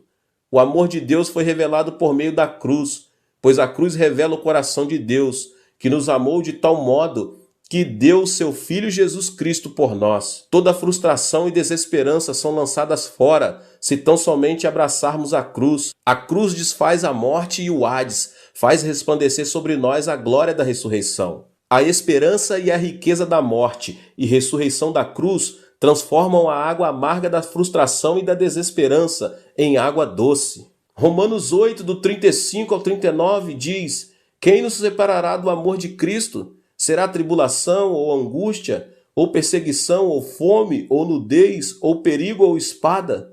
Como está escrito: por amor de ti enfrentamos a morte todos os dias, somos considerados como ovelhas destinadas ao matadouro. Mas em todas estas coisas somos mais que vencedores por meio daquele que nos amou, pois estou convencido de que nem a morte, nem os anjos, nem demônios, nem o presente, nem o futuro, nem quaisquer poderes, nem altura, nem profundidade, nem qualquer outra coisa na criação será capaz de nos separar do amor de Deus que está em Cristo Jesus, nosso Senhor. Da mesma forma, o poder e a glória da ressurreição de Cristo Jesus transformam a água amarga da desesperança em água doce. Mostrarei agora a você o primeiro elemento da 4ª dimensão. Nossa vida depende de nossa mentalidade, meus irmãos, se pensarmos na carne ou no espírito. Para colher fruto santo, devemos primeiro ser guiados e subjugados pelo Espírito Santo. Esse é o segredo da vitória. O Espírito é quem nos dá vida e paz. Nossos desejos são realizados à medida que aprendemos a pensar juntamente com o Espírito Santo. Lembre-se de que o pensamento é um fator de influência. Devemos estabelecer uma comunhão íntima com o Espírito Santo, reconhecer que Ele é Senhor, para que nossa mentalidade esteja sob sua influência. Em segundo lugar, temos de expressar nosso pensamento em forma de oração, que é o sistema respiratório espiritual e o canal de comunicação com Deus. A oração, meus irmãos, é um elemento poderoso que atrai o pensamento da 4ª dimensão à própria realidade. Tudo o que pedirmos a Deus em oração, confiando a Deus nossas petições, resultará em uma resposta, porque Deus é soberano. A oração, meus irmãos, é uma ação da 3ª dimensão, mas por sua vez é uma realidade que move a 4ª dimensão. Deus dotou o homem com o privilégio de comunicar-se com ele, e isso se dá por intermédio da oração. A oração que coincide com a vontade e o pensamento de Deus é o poder que move o coração de Deus. Em terceiro lugar, devemos colocar nossa mentalidade à palavra de Deus, a Bíblia. A mentalidade do homem é como uma bola de rugby que se distingue por sua imprevisível direção. A mentalidade é constituída por intelecto, emoção e vontade. Dessa forma, a única maneira de manter nossa mentalidade no caminho certo é por meio da Bíblia, da Palavra de Deus, a meditação na Palavra de Deus. As circunstâncias da 3ª dimensão mudam quando nossa mentalidade fica sujeita e obedece à Palavra de Deus. De maneira que é nosso dever, meus irmãos e irmãs, de transformar nosso modo de pensar. Nossa vida se for cheia de pensamentos de Deus, será constituída por dias de grandes alegrias e esperança, como aquele sol que nunca deixa de resplandecer. Aleluia, glória a Deus. Que Deus abençoe a sua vida mais uma vez. Que palavra maravilhosa, né? Aproveita para se inscrever aqui no canal, ative também o sininho das notificações para você não perder nenhum vídeo. Glória a Deus. Deixe também o seu like aqui, tá bom? E não esqueça de compartilhar com as pessoas que você mais ama. Compartilhe nas suas redes sociais. Vamos alcançar um número maior de pessoas para que eles sejam abençoados também. Nos vemos nos próximos vídeos, tá bom? Olá, meus irmãos e irmãs. Sejam bem-vindos ao canal Vinícius Siqueira. E se você ainda não é inscrito aqui no canal, se inscreva aqui no canal e não esqueça de ativar o sininho das notificações. Todos os dias são postados vídeos abençoados aqui no canal, para te abençoar. Vamos a mais uma palavra do Senhor. Se podes, disse Jesus, tudo é possível ao que crer. Marcos 9:23. Qual é a sua atitude diante de uma situação difícil em que tudo parece desmoronar? Devemos admitir que nossa fé é vulnerável, de tal forma que, diante de uma situação difícil, é impossível mantê-la. Isso acontece porque as coisas visíveis da terceira dimensão afetam negativamente nossa mentalidade. Diante de uma situação adversa, não devemos nos concentrar na circunstância, mas pensar e confiar no Deus da quarta dimensão para poder superá-las. Desse modo, Deus, ao ver nossa fé, dar-nos força para ultrapassar qualquer tipo de obstáculos e operar o milagre. As circunstâncias não importam, as aparências não interessam. O que é importante é pensar e confiar em Deus, e o milagre acontecerá. Aconteceu faz 20 anos, quando logo depois que dirigi uma conferência na cidade de Adelaide, Austrália, informaram-me que, por causa de uma greve da companhia aérea, não poderia viajar para Perth. Entre os destinos, havia uma distância equivalente a 3 horas em um Boeing e de 5 horas em um avião particular. Liguei então para o anfitrião do evento e disse-lhe que não poderia ir por causa de uma greve na companhia aérea. Mas o pastor anfitrião disse que tudo estava preparado, que as pessoas me esperavam, que era impossível cancelar a cruzada e que haveria um avião particular que me buscasse. Pouco tempo depois o avião chegou. Mas como se tratava de um avião manual sem piloto automático, deveríamos nos guiar por uma rota terrestre. Tudo parecia estar sob controle quando, de repente, uma grande tempestade começou a ameaçar nossa vida. As nuvens impediram a visão e o ponteiro do relógio marcava 0. Tudo era escuridão e nossa visão não conseguia distinguir absolutamente nada. Ao ver que não podia continuar pilotando, o piloto, na tentativa de não perder a direção, tentou captar a frequência dial e me disse: "Preciso que você controle a alavanca de comando." Ao ouvir essas palavras fiquei petrificado, mas como se tratava de uma urgência, não tinha alternativa. Fiquei tentando não perder o controle da alavanca de comando, mas cada vez mais era difícil e eu não conseguia fazer nada. Ao passo da morte, não podia fazer mais nada além de confiar em Deus e clamei dizendo: "Senhor, salva-me." Atravessar a tormenta era como viajar pelo inferno propriamente dito. Depois de 2 horas, comecei a ver uma luz que resplandecia. Era a luz da cidade de Perth, que indicava a transferência da morte para a vida. Essa luz nos serviu como bússola para guiar nossa viagem à cidade. Os assistentes da conferência disseram unanimemente que era um milagre. Realmente se tratava da graça e do poder de Deus. Não conseguia ver nada, mas Deus estava ali para nos guiar. A fé é uma substância do coração que não se observa com os olhos físicos. A fé é uma condição absoluta que é necessária na relação com Deus. Em Hebreus 11:6 diz: "Sem fé é impossível agradar a Deus, pois quem dele se aproxima precisa crer que ele existe e que ele recompensa aqueles que o buscam." Por mais que Deus queira nos conceder algo, se nós não cremos nisso, tudo se desvanece. A fé é o poder que unifica a vontade de Deus com o coração do homem. Devemos sempre procurar levar uma vida de fé em Jesus Cristo. A Bíblia ensina que o justo viverá pela fé. No reino de Deus, tudo se observa por meio da fé. A fé é a certeza do que não se vê. Portanto, devemos ver com fé o que não se vê. A perspectiva do amor de Deus nos permite a realização do que não vemos na esfera física. Devemos ver a realidade de acordo com o princípio da visualização e confiar a Deus o pensamento e as circunstâncias negativas. Viver em fé é a chave para uma vida vitoriosa. Agora eu quero mostrar para vocês o princípio que eu tenho sempre usado, que é o princípio da visualização. Observe a meta que não se vê como se fosse. Veja a substância. Conceba um desejo, creia que se realizou e ore. Se você deseja um milagre, tem que, sob a direção do Espírito Santo, crer nele de acordo com o princípio da visualização. Como Abraão chegou a ser o pai da fé? Por meio do sonho e da fé em Deus. Ao sair da terra do Egito, Deus o levou ao cume de um vale e lhe disse: "De onde você está? Olhe para o norte, para o sul, para o leste e para o oeste. Toda a terra que você está vendo darei a você e a sua descendência para sempre." Gênesis 13:15. Note que Deus primeiramente fez Abraão visualizar a terra e depois lhe deu a fé para conquistá-la. A visualização e a fé são como os dois lados de uma mesma moeda. A visualização pertence à quarta dimensão, mas se une à fé para operar o milagre.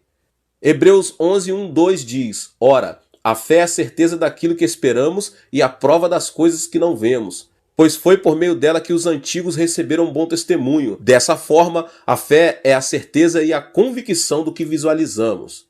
É preciso esperar colher o que semeou. Sempre pedi pelo reino de Deus e sua justiça e semeei em fé esperando o milagre. Em um momento de oração, Deus me disse: "Quero que semeie sua casa, porque por sua oferta Deus fará um grande milagre."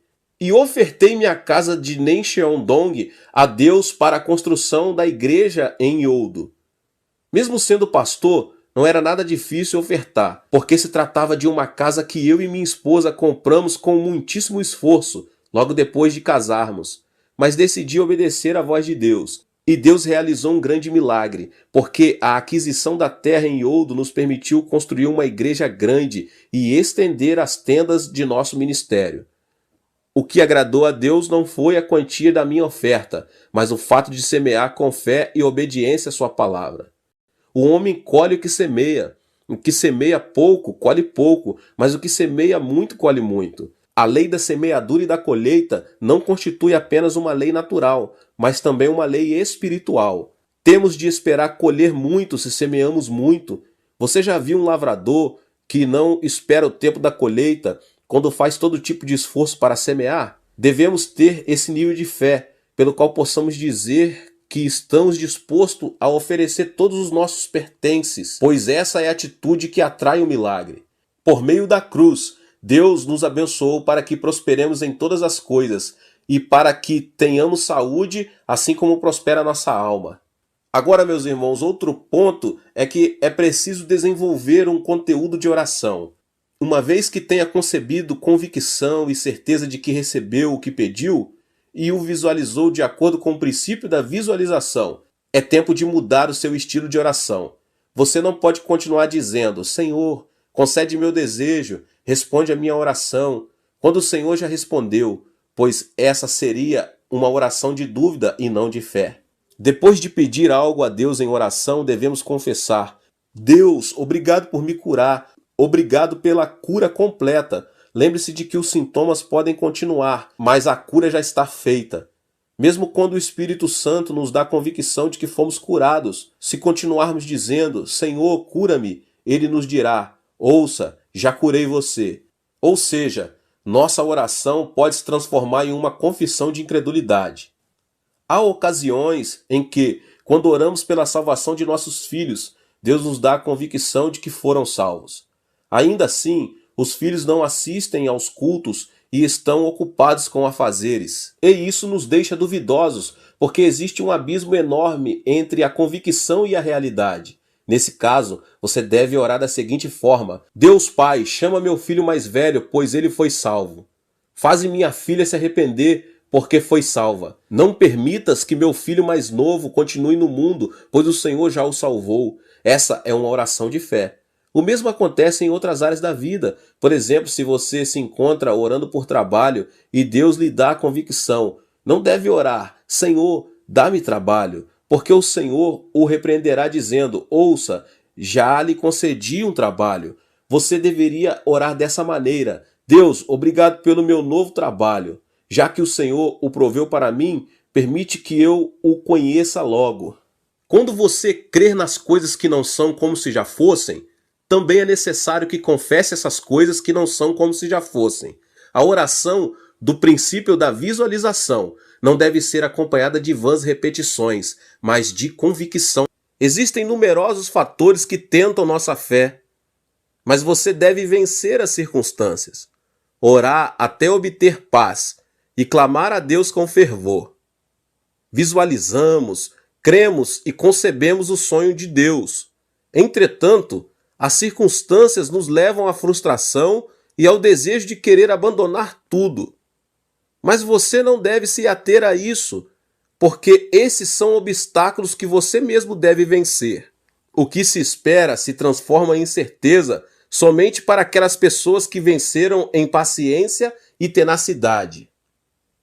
Foi na década de 1960, quando minha igreja crescia de maneira acelerada, que implementamos pela primeira vez as vigílias às sextas-feiras. Nesta época, não existiam vigílias em meu país. Minha igreja foi pioneira em difundir as reuniões de vigílias em toda a Coreia. Naquela época, as reuniões de vigílias atingiam seu ponto máximo por volta das 4 horas da manhã do dia seguinte. Orávamos, cantávamos louvores e também eram muitos os testemunhos. O fervor da oração era tão grande que todos tinham a impressão que a noite passava muito rápido. Lembro-me de que multidões se aproximavam da igreja para orar, recebiam cura divina e eram cheias do Espírito Santo. Foi em uma dessas reuniões que logo depois de orar pelos enfermos eu disse: há uma pessoa que foi curada de úlcera gástrica. De repente, um jovem se colocou em pé e gritou dizendo: pastor, sou eu. Sou eu quem foi curado de úlcera. Eu creio, mas é difícil crer. Essa última frase me chamou a atenção.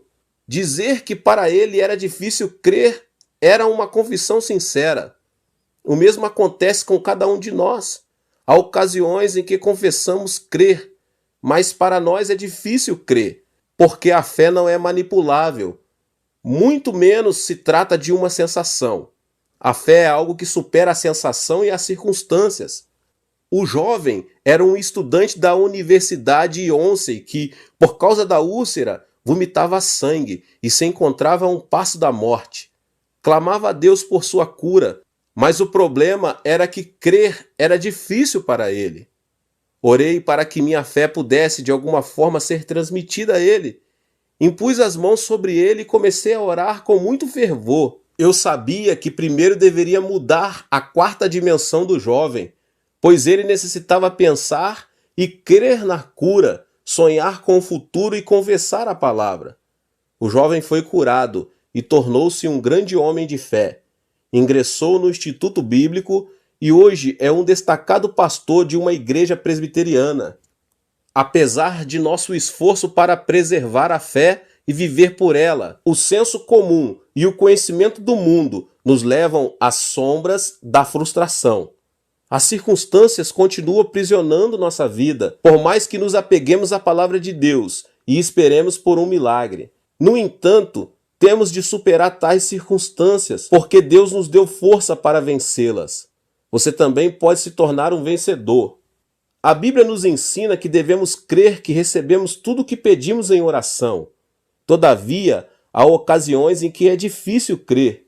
E aí está o problema. Você tem de orar até crer que recebeu o que pede em oração. Mas lembre-se de que existe uma parede de gelo que impede o acesso à fé, em crer que já recebemos a resposta à oração. É necessário romper com esse gelo, e ele não se rompe com um vento frio, mas com o calor da oração. É o calor da oração que consegue descongelar a parede de gelo. O motivo pelo qual muitas pessoas se frustram e não alcançam paz nem convicção é porque não conseguem romper esse gelo. É quando o gelo é quebrado que podemos estender a mão para receber a resposta da oração e desfrutar da convicção e paz. Em Mateus 7, 7 e 8 diz: peçam e lhes será dado, busquem e encontrarão, batam e a porta lhes será aberta. Pois todo o que pede recebe, o que busca encontra, e aquele que bate, a porta será aberta. Jesus nos prometeu que nos responderia em uma escala muito maior do que o que pedimos ou entendemos. Devemos orar até obter convicção. E logo depois de haver rompido o gelo, temos de crer e confessar que recebemos o que pedimos. Isaías 55, 6 e 7 diz: busquem o Senhor enquanto é possível achá-lo. Clamem por ele enquanto está perto, que o ímpio abandone o seu caminho e o homem mau os seus pensamentos. Volte-se ele para o Senhor, que terá misericórdia dele, volte-se para o nosso Deus, pois ele dá de bom grado o seu perdão. O renomado pastor inglês Spurgeon disse: a oração é puxar a corda para baixo a fim de que o sino do céu soe nos ouvidos de Deus. Ou seja, existe um sino sob o ouvido de Deus, e se puxamos a corda para baixo, Deus escuta e responde às nossas orações. A oração da fé é o canal que transforma a desesperança absoluta em esperança absoluta. Há pessoas que criticam a atitude de orar em alta voz, mas a palavra de Deus diz em Jeremias 33:3: clama a mim e eu responderei, e lhe direi coisas grandiosas e insondáveis que você não conhece. Clamar significa orar em alta voz. Salmos 145:19 diz: ele realiza os desejos daqueles que o temem, ouve os gritos por socorro e os salva. Devemos orar, clamar até obter convicção e paz no coração. Deus responde às nossas orações quando clamamos com um desejo ardente. Vivemos em um mundo cheio de ansiedade e frustração. Mas descarregue a ansiedade e confie a Deus o pensamento negativo e o temor. Ponha seus olhos em Deus. O Senhor Jesus teve compaixão daqueles homens que estavam sobrecarregados. Em um convite a uma vida leve e tranquila, disse: venham a mim, todos os que estão cansados e sobrecarregados, e eu lhes darei descanso. A carga de seu passado é pesada? A carga de sua vida é pesada? O jugo do diabo é pesado?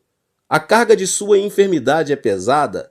A carga da sobrevivência é pesada? A carga da vida triste é pesada? A carga da morte é dolorosa? Não se preocupe, diz Jesus, não se sobrecarregue. Eu a tomarei sobre mim, visto que eu já levei sobre mim toda a carga na cruz. Você deve somente confiar, obedecer e descansar à sombra de minhas asas. Não é emocionante esse convite, meus irmãos e irmãs? Tenho o costume de trazer à memória o seguinte versículo bíblico, sempre que o medo atemoriza minha vida. Você não temerá o pavor da noite, nem a flecha que voa de dia, nem a peste que se move sorrateira nas trevas, nem a praga que devasta ao meu dia. 1000 poderão cair ao seu lado, 10.000 à sua direita, mas nada o atingirá. É o Salmo 91. Versos 5, 6 e 7. A palavra de Deus é viva e eficaz. A terra e os céus passarão, mas a palavra de Deus permanecerá para sempre. A palavra age ainda hoje. Quando a conhecemos, cremos em seu poder. Quando a visualizamos e a confessamos. A sociedade coreana atravessa o vale da ansiedade. O medo da guerra oprime o coração do povo. O conflito que envolve a questão nuclear com a Coreia do Norte e a guerra do Iraque são alguns dos fatores que alimentam a tensão. Vimos a calamidade da guerra do Iraque, e isso causa uma tensão maior por causa do temor da possibilidade de uma guerra na Península Coreana. Procuramos aparentar paz, mas na verdade é impossível desfazer o temor da ansiedade. Outra questão é o conflito de ideias na área política, por causa da brusca mudança geracional. A geração jovem critica a geração adulta de conservadores, enquanto os adultos criticam a nova geração por ser extremamente reformista. Dessa forma, nosso país se dirige novamente para o caos e o conflito. Outro problema é a crise econômica. Disse que as exportações não caíram. No entanto, a economia do país se encontra em crise. a taxa de endividados, de desemprego e os presos estão em pleno aumento, o que provoca ansiedade entre os trabalhadores. Além do mais, uma epidemia não identificada de origem chinesa ameaça a vida de muitos sul-asiáticos e europeus. Existem numerosas enfermidades que os médicos não podem identificar. Como consequência, o número de centros de controle mental aumentou drasticamente. Anualmente, publicam-se mais de 100 livros que tratam sobre controle mental e autoajuda, e cada vez é maior o número de pessoas que buscam os bruxos e os psicólogos. O século XX foi uma história de guerras. Entre 120 e 180 milhões de pessoas morreram somente no século XX por causa de massacres e guerras. Entre 1945 e 1990, só houve 3 semanas sem guerra. Ainda assim, são muitos fatores que nos fazem atravessar o vale do temor e da ansiedade, tanto em termos nacionais como mundiais. A solução não está nos bruxos nem nos psicólogos. A solução está somente em Jesus Cristo, nosso pastor. Jesus Cristo, que tem toda a autoridade nos céus e na terra, toma-nos pela mão quando atravessamos o vale da sombra da morte. Tomados pela mão de Jesus Cristo, podemos atravessar pelo vale da sombra da morte, porque somente o Senhor pode guiar-nos com sua vara e seu cajado. A vara do Senhor representa a direção do Senhor. João 10,3 diz: o porteiro abre-lhe a porta, e as ovelhas ouvem a sua voz. Ele chama as suas ovelhas pelo nome e as leva para fora. O Senhor é o nosso pastor, e somos suas ovelhas. O Senhor conhece cada um de nós pelo nome, nos guia com sua vara e nos chama pelo nome. Aprenda a viver pela fé e a caminhar com Deus. Tenha um encontro pessoal com o Espírito Santo. Medite na palavra de Deus e tenha comunhão com homens de fé. Somos seres vulneráveis, porque o homem é um ser finito. Procuramos levantarmos aqui e ali, mas tornamos a cair. Deus, no entanto, tem compaixão de nós e quer proteger-nos. Isso não é uma maravilha, meus irmãos? Deus nos deu sua palavra para que, por meio dela, possamos vencer o mundo, assim como ele nos deu o Espírito Santo, o Consolador, para sustentar-nos. E não somente isso, Deus nos abençoou com a comunhão entre os irmãos. Devemos prosseguir meditando na palavra e mantendo uma estreita comunhão com o Espírito Santo e nossos irmãos na fé. D.L. Moody, o evangelista que transformou os Estados Unidos da América no século XIX, logo depois de sua conversão, não conseguia deixar de cambalear em sua vida espiritual. Apesar de seu esforço, até que um dia decidiu ir ao monte orar e participar de campanhas evangelísticas. No entanto, a unção não durava mais do que um mês. Foi então que Moody, frustrado, disse: parece que meu coração é como aquele terreno pedregoso, onde não pode crescer a semente da palavra. Foi em um desses dias quando, repentinamente, buscou na palavra a passagem de Romanos 10, 16 e 17 que diz: no entanto, nem todos os israelitas aceitaram as boas novas, pois Isaías diz: Senhor, quem creu em nossa mensagem?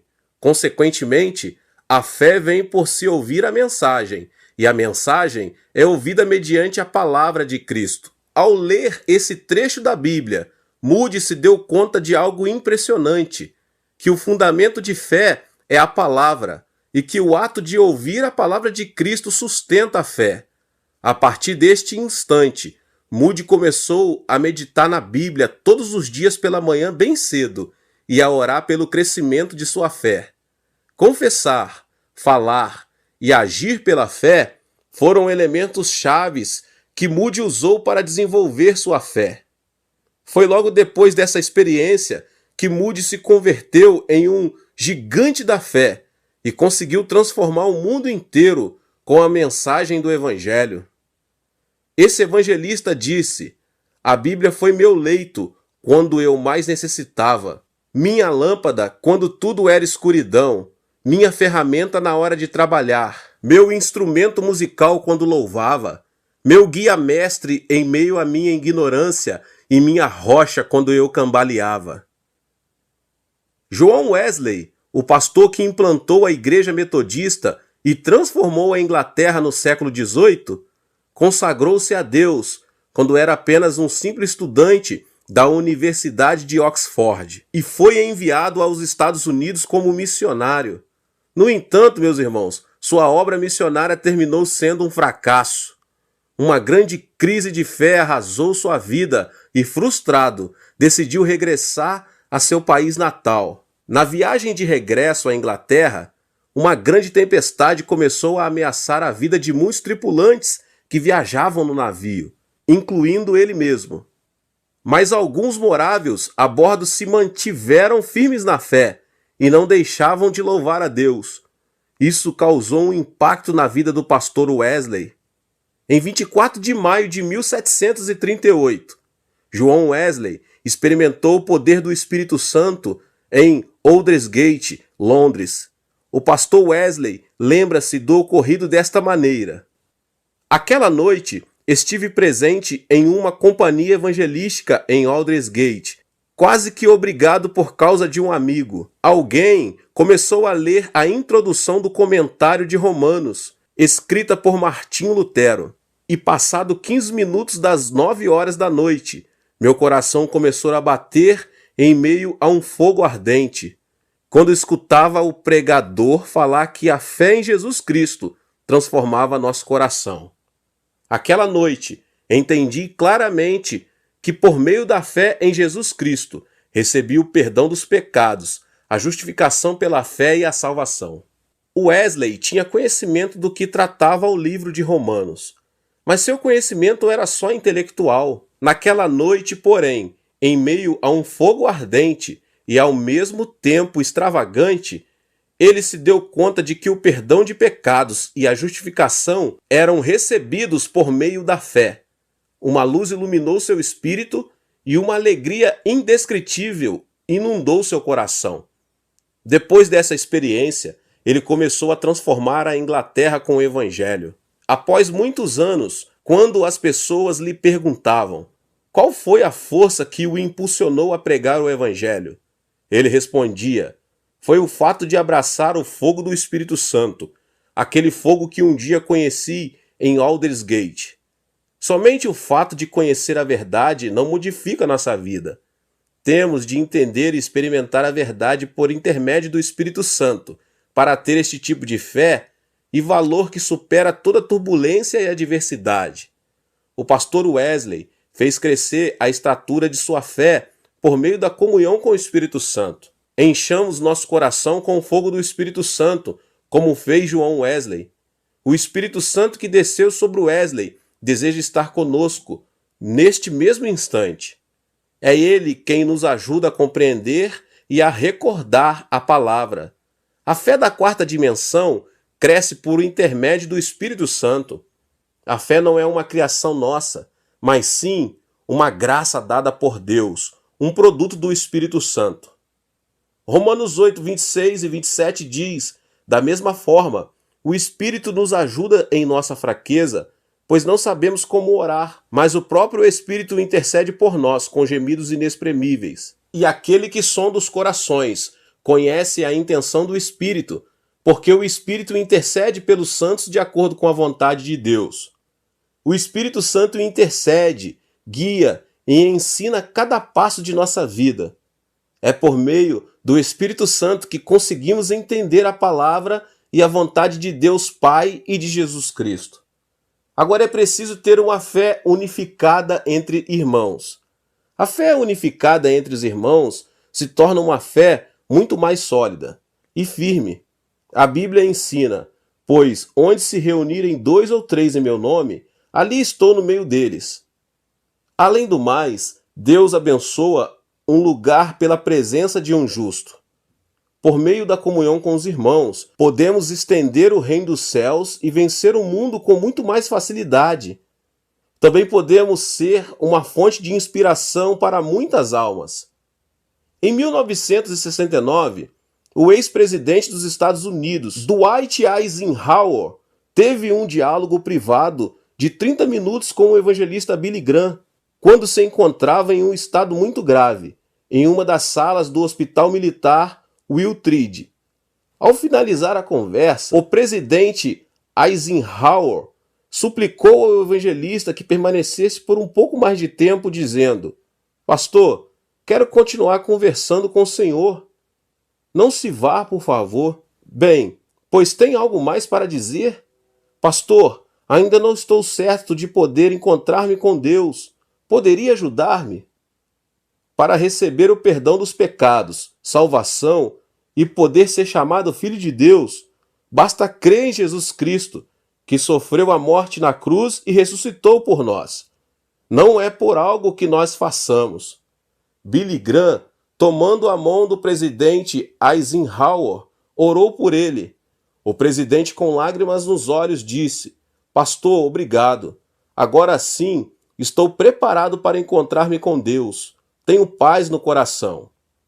O presidente Eisenhower faleceu em meio a essa paz. A oração de fé do evangelista Billy Graham fez que tivesse paz antes de sua morte. Dessa forma, se você sente que lhe falta fé, busque um companheiro de fé, pois sua oração pode ser de grande ajuda. A oração de fé entre irmãos traz paz e convicção.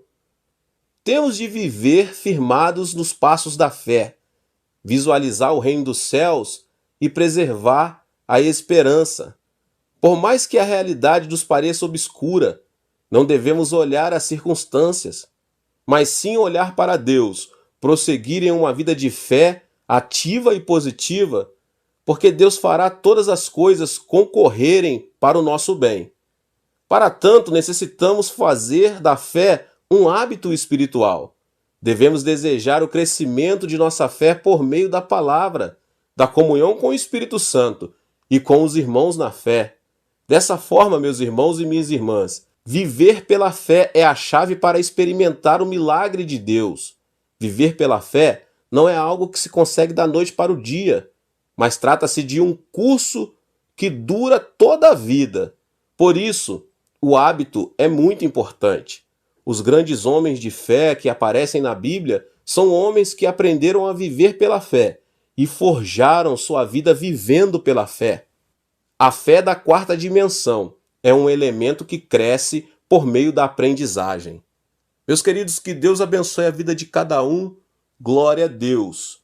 Que você possa se inscrever aqui no canal, ativar o sininho das notificações, para você não perder nenhum vídeo que são postados todos os dias aqui no canal. Não esqueça de deixar o seu like e de compartilhar também este vídeo, esta palavra, com seus contatos, nas suas redes sociais. Nos vemos nos próximos vídeos. Deus abençoe em nome de Jesus. Tchau, tchau. Tchau, tchau. Tchau, tchau. Tchau, tchau. Tchau, tchau. Tchau, tchau. Tchau, tchau. Tchau, tchau. Tchau, tchau. Tchau, tchau. Tchau, tchau.